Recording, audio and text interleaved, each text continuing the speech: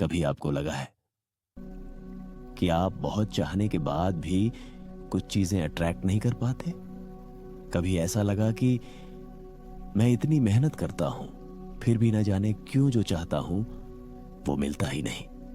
या कभी ऐसा हुआ कि कोई चीज बिना कोशिश के खुद ब खुद आपके जीवन में आ गई? अगर हां, तो आज की यह वीडियो आपके लिए ही है, क्योंकि आज हम उन 6 दरवाजों को खोलने वाले हैं जिनके पीछे लॉ ऑफ अट्रैक्शन का असली विज्ञान छुपा है। वो विज्ञान जिसे सिर्फ समझना नहीं, महसूस करना पड़ता है। और शायद आज पहली बार आप ये खोजेंगे कि मैनिफेस्टेशन एक तकनीक नहीं, एक अस्तित्व की अवस्था है। चलिए शुरू करते हैं। स्टेप 1, फीलिंग बदलो, थॉट नहीं। आपने कितनी बार कोशिश की होगी, मुझे पॉजिटिव सोचना है, लेकिन अगले ही पल कोई पुरानी चिंता या डर आपको घेर लेता है। क्यों? क्योंकि थॉट हवा की तरह है, आते हैं जाते हैं, उन्हें पकड़ना मुश्किल है। लेकिन फीलिंग, वह शरीर में बस जाती है, उसकी गूंज स्थिर रहती है। यही कारण है कि यूनिवर्स थॉट नहीं सुनता, फीलिंग सुनता है, क्योंकि फीलिंग ही वाइब्रेशन है, फीलिंग ही फ्रीक्वेंसी है, फीलिंग ही ब्रॉडकास्ट सिग्नल है। जब आप कहते हैं मैं पैसे चाहता हूं, तो ब्रेन में पैसे की कमी का कंपन बनता है, मेरे पास नहीं है का दर्द उभरता है, और यूनिवर्स वही सिग्नल पकड़ता है। लेकिन जब आप कहते हैं मैं अबंडेंस महसूस करता हूं, मैं वर्दी हूं, तो वाइब्रेशन कंप्लीटली बदल जाती है। याद रखिए, थॉट माइंड से निकलता है, फीलिंग सोल से, और यूनिवर्स सोल की भाषा समझता है। इसीलिए स्टेप 1 सिर्फ एक वाक्य नहीं, एक पूर्ण आध्यात्मिक विज्ञान है। आप वही आकर्षित करते हैं जिसे आप भावनात्मक रूप से सत्य मानते हैं। Feeling first, thoughts later, reality last. Step 2, visualization नहीं, एम्बॉडीमेंट करो। विजुअलाइजेशन लाखों लोगों ने ट्राई किया, पर बहुत कम लोग सफल हुए। क्यों? क्योंकि विजुअलाइजेशन केवल मन का खेल है, और यूनिवर्स मन की भाषा नहीं समझता। विजुअलाइजेशन करते समय आप मेंटल पिक्चर देखते हैं, लेकिन भीतर से वही पुरानी एंजाइटी एक्टिव रहती है। एम्बॉडीमेंट अलग है। एम्बॉडीमेंट में आप वह व्यक्ति बन जाते हैं जो आप बनना चाहते हैं। एग्जाम्पल, विजुअलाइजेशन कहता है मैं करोड़पति बनने की सोच रहा हूं। एम्बॉडीमेंट कहता है मैं उस सुरक्षित, मजबूत, अबंडेंट वर्जन की तरह महसूस कर रहा हूं जो पहले से सफल है। Mind embodiment, body, emotion, frequency का मेल है, और यही मेल यूनिवर्स को ट्रिगर करता है। इस बात को समझने के लिए मैं अपने जीवन की एक सच्ची घटना बताता हूं। अपनी पढ़ाई पूरी करने के बाद में नौकरी ढूंढ रहा था। इन नियमों को मैं भली भांति जानता था, तो मन में ख्याल आया कि क्यों ना इनको आजमाया जाए। इसको करने के लिए मैंने एक तकनीक अपनाई, और उस तकनीक के द्वारा मैंने महसूस किया कि मेरे पास नौकरी है और इतनी सैलरी मुझे मिल रही है। मुझे मनचाही तनख्वाह बिल्कुल स्पष्ट थी। वह राशि में रोजाना महसूस करने लगा, लेकिन इसके साथ साथ ही मैं अपना सर्वश्रेष्ठ कर्म भी करता रहा। मैं कई कंपनियों में इंटरव्यू के लिए गया। कई दिन तक बात नहीं बनी। फिर अचानक एक व्यक्ति ने कहा कि तुम उस कंपनी में इंटरव्यू के लिए चले जाओ, और मैं चला गया। वहां का बॉस बहुत ही कड़क आदमी था। अपने एचआर मैनेजर के बाद उसने मेरा इंटरव्यू लिया और कहा, पहले मैं तुम्हें देखूंगा, और इसके लिए तुम्हें 1 महीने मेरी कंपनी में काम करना होगा। अगर तुम काम के लगे तो मैं तुम्हें रख लूंगा, वरना निकाल दूंगा। मैं इस बात के लिए राजी हो गया। 1 महीने तक मैंने अपना सर्वश्रेष्ठ दिया। अब 1 महीना पूरा होने के बाद उसने मुझे अपने कैबिन में बुलाया और कहा कि तुम मुझे काम के लगे और मैं तुम्हें सिर्फ यही सैलरी दे सकता हूं। सैलरी सुनते ही मैं हैरान रह गया, क्योंकि यह वही सैलरी थी जो मैं चाह रहा था। यहां पर ध्यान देने वाली बात यह है कि मैंने इसमें बिल्कुल भी विजुअलाइजेशन नहीं किया था। मैं सिर्फ महसूस करता रहा था कि मेरी मनचाही नौकरी मेरे पास है और मैं अपने घर वालों को खुशखबरी दे रहा हूं।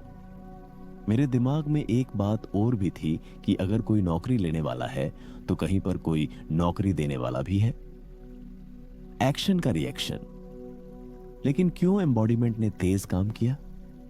क्योंकि ब्रेन को फर्क नहीं पड़ता कि कोई अनुभव सच में हुआ है या विविडली महसूस किया गया है। जब आप एम्बॉडीमेंट करते हैं तो ब्रेन कहता है यह चीज अभी हो रही है, और क्वांटम फील्ड यह संकेत पकड़कर आपकी एक्सटर्नल रियलिटी रीअरेंज करने लगता है। यह प्योर न्यूरोसाइंस और मेटाफिजिक्स का फ्यूजन है। योग सूत्र भी कहता है भावना को पकड़े रखो, वही वास्तविक बनती है। यही एम्बॉडीमेंट है। स्टेप 3, रेजिस्टेंस हटाओ। रेजिस्टेंस वह इनविजिबल वॉल है जो आपके और आपकी मैनिफेस्टेशन के बीच खड़ी होती है। यह रेजिस्टेंस क्या है? क्या यह सच में पॉसिबल है? मेरे साथ इतनी अच्छी चीजें नहीं होती। अगर फेल हो गया तो लोग क्या कहेंगे? मुझे ट्रस्ट नहीं है कि यह काम करेगा। रेजिस्टेंस बेसिकली फियर की वाइब्रेशन है, और यूनिवर्स आपकी इच्छा नहीं सुनता, वह आपकी भावना सुनता है।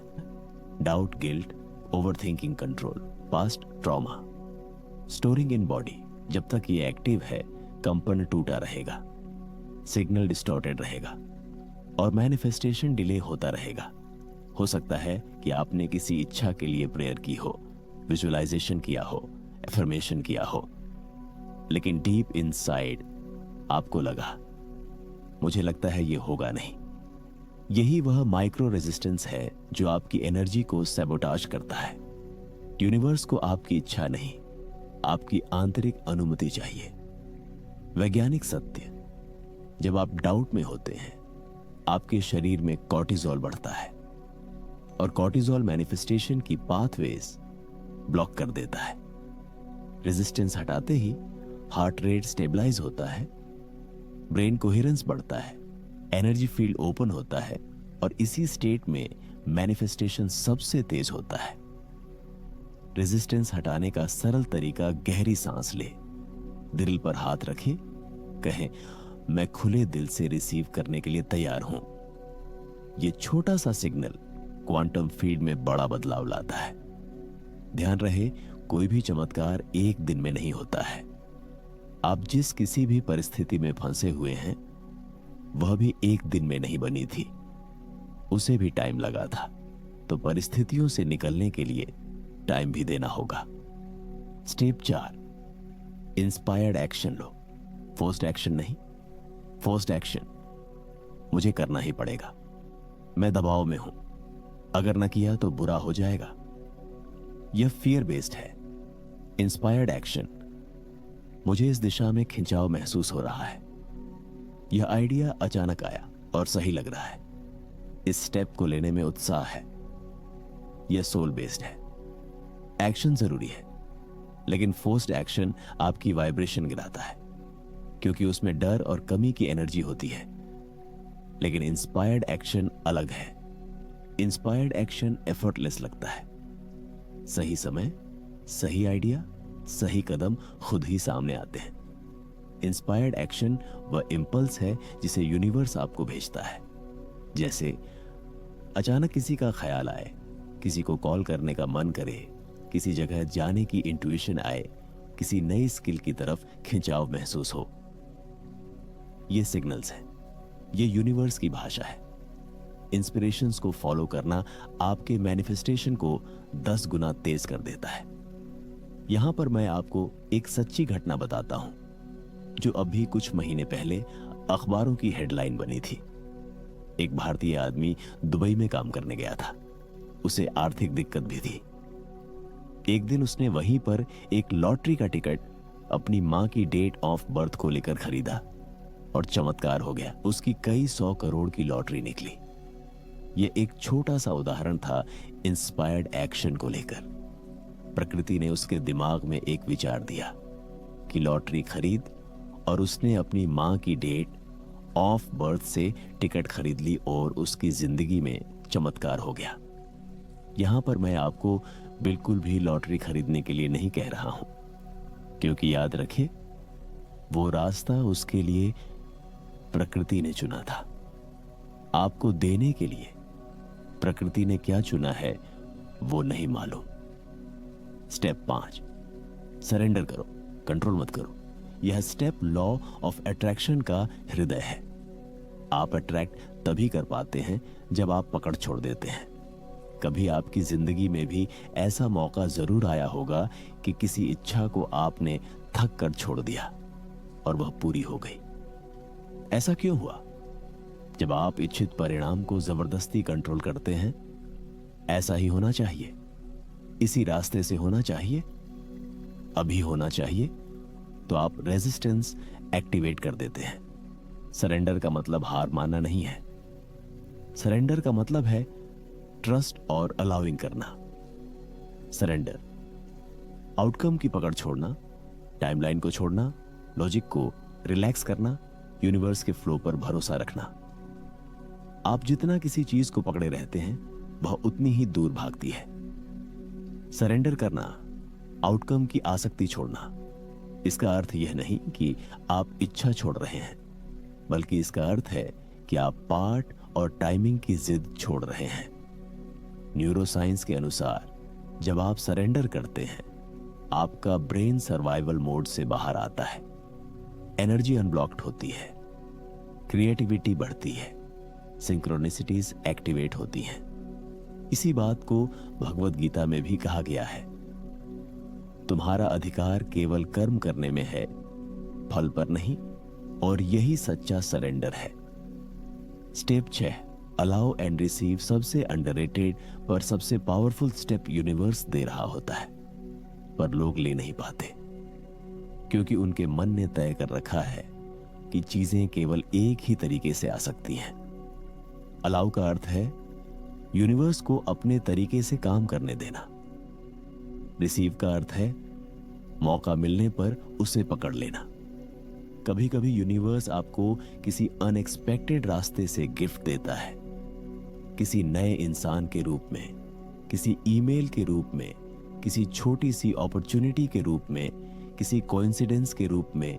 अलाउ एंड रिसीव वह स्टेट है जहां आप कह रहे होते हैं, यूनिवर्स मैं तैयार हूं, जो भी मेरे लिए सबसे अच्छा हो, जिस भी रास्ते से आना चाहे, मैं उसे खुले दिल से स्वीकार करता हूं।